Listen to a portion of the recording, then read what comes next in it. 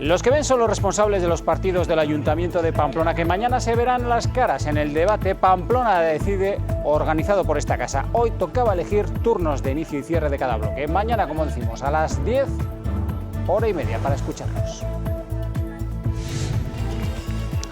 Y mañana también Pedro Sánchez en Pamplona, confirmada la participación del presidente del Gobierno en funciones tras ganar las elecciones generales en el acto central del PSN de María Chivite. El viernes estaremos contándoles este informativo desde la capital ribera. Hoy conoceremos parte de los mensajes que están lanzando sus candidatos a la alcaldía de Tudela. Es que yo ya... Esto que ven se llama pollo creta.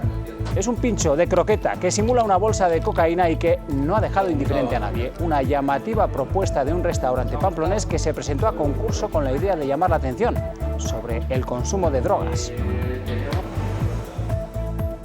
Y luego ya cuando se han enterado de cómo era la iniciativa, claro, pues había muchísima gente, incluso a los que les parecía mal, que me han dicho: oye, Iñaki, me parecía fatal y ahora lo entiendo todo. Y